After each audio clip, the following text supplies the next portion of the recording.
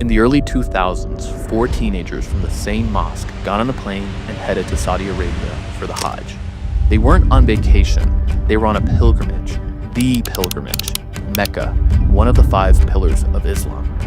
If you're Muslim, this is something you're expected to do at least once in your life. And these guys, they were doing it in high school. Today, 3 of those teenagers are imams. And the 4th, well, he actually became a Christian. And that's significant because of where he was born. Somalia, one of the most dangerous places in the world. Somali Christians are among the most persecuted in the world. There's not a lot of Christians from Somalia, and for good reason. For many Muslims, especially Somalis, leaving Islam for Christ can cost you everything. My parents said, take whatever you want, you're never coming back. So got my passport and everything, my social security card, and then my whole extended family called that summer and told me I'm dead to them. In their eyes, I died in 2008. The Quran isn't reliable.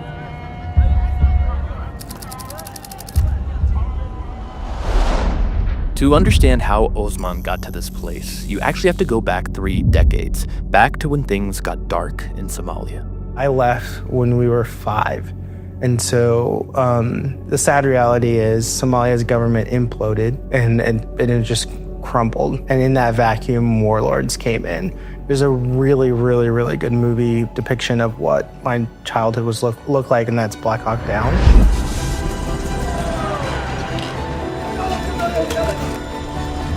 And so because of just the conditions of how worse and worse it was deteriorating, my family made a decision we have to leave. We had 3 choices. So you can either go through the country and try to make it to the Kenyan border. You can try going up to Somaliland and across to Yemen, Oman, or Saudi Arabia, which a lot of Muslims or Somalis did. And then your last choice is what we did, was stay by the coast on a boat and then try to make it to Kenya that way. We got on the boat. It's a 3-day journey.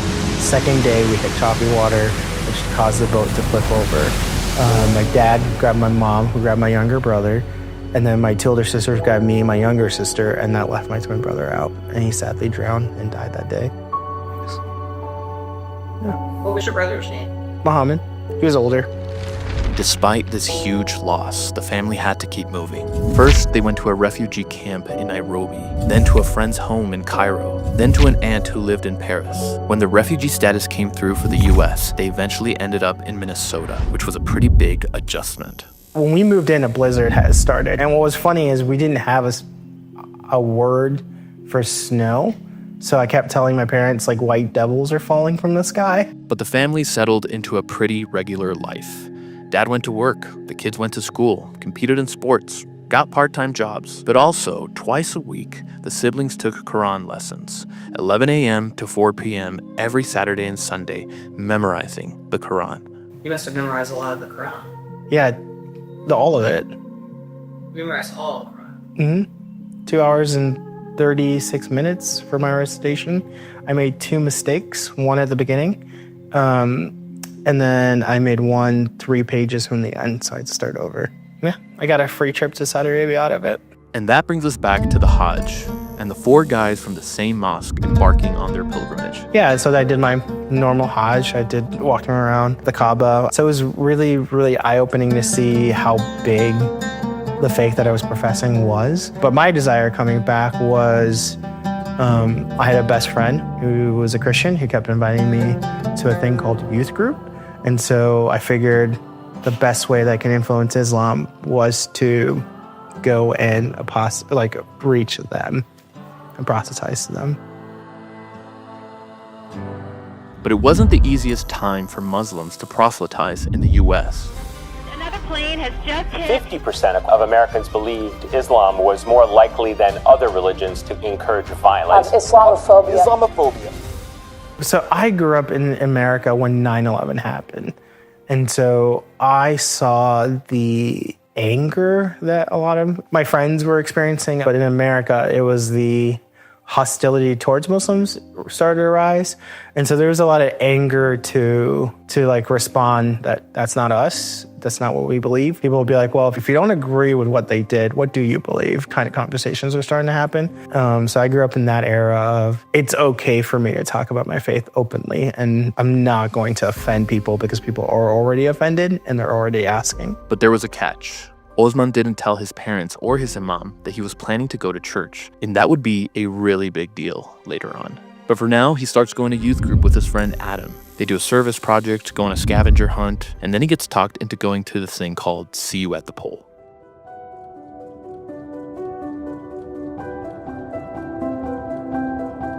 God was using that moment to open my heart and my mind to a personal relationship with him. I kept referring to him as father, which was blasphemous in my opinion as a teenager, but the language was a child talking to their dad, and so it really softened my heart. Lo and behold, I take the Bible home, I read it cover to cover.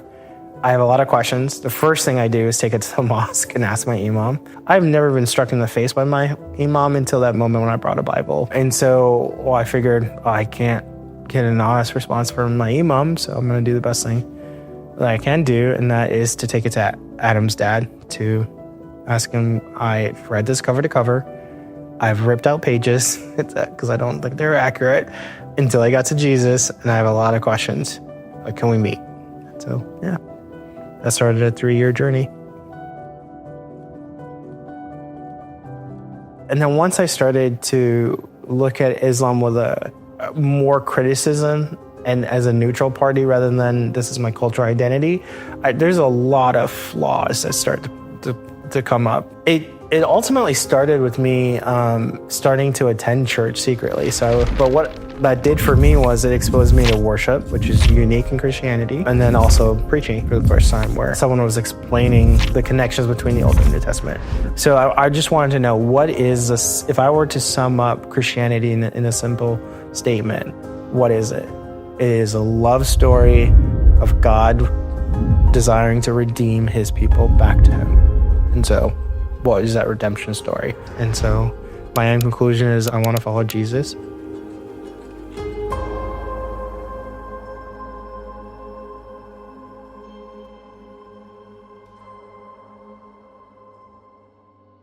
I was ready to give up control, trust God to take the lead and to set the track before my life, and I don't control it.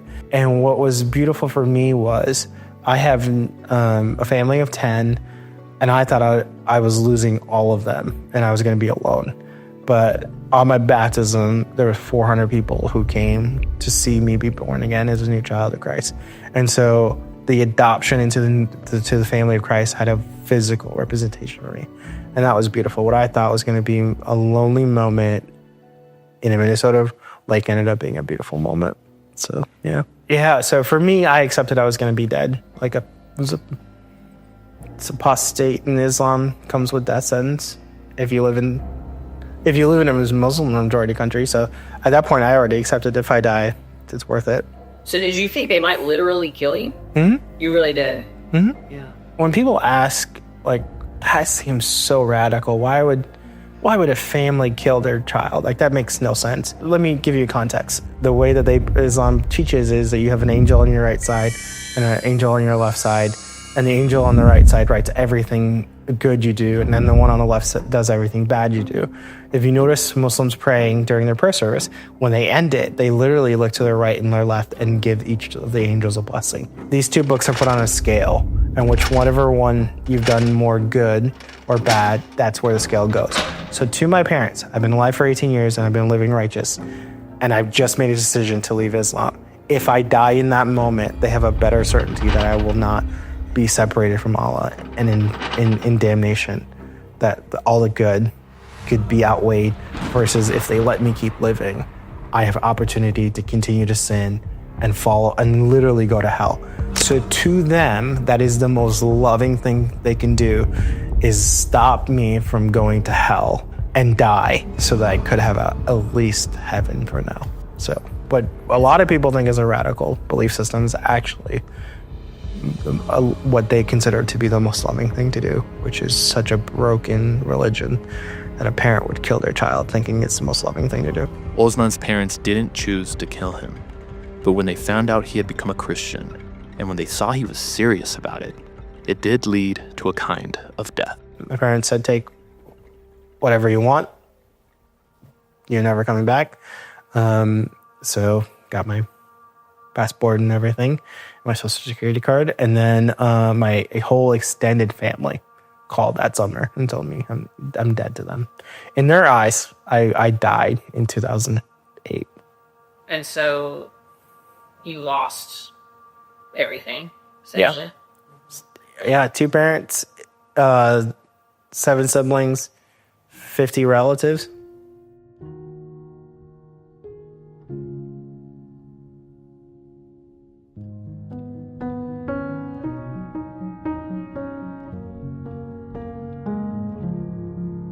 So this is in Christianity, we teach that we are a family in Christ. I took that literal. And I tell people who want to minister to Muslims, like, really count the cost, because you are asking potentially this person not only to potentially lose their life, but lose everything. A lot of people think it's difficult to reach to Muslims. I don't think they understand how powerful God is to transform hearts. And a lot of the times they're just waiting to hear the gospel. There's 3 things that Muslims wrestle with before they come to Christ, and there's 3 things that they wrestle with after they become a new believer. And the 3 are, 1, the divinity of Christ. How can he be both man and God, existing in the same being? 2, the substitution. How is it that my sins are being accredited to someone else and their righteousness accredited to me? And lastly, it's the cost.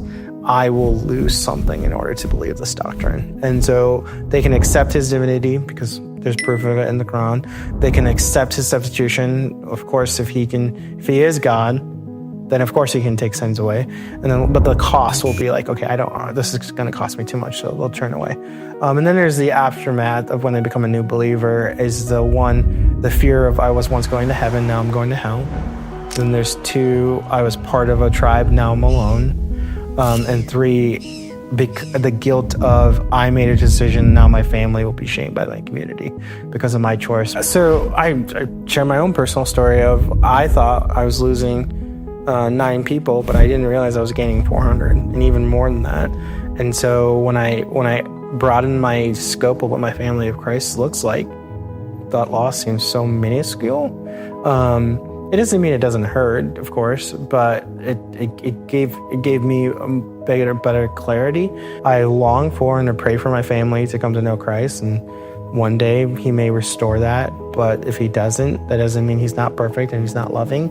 It just means that this is the cost of my testimony, where others may have their emotional stake, finances, or substance abuse. That's their story. Mine is my family. So, yeah.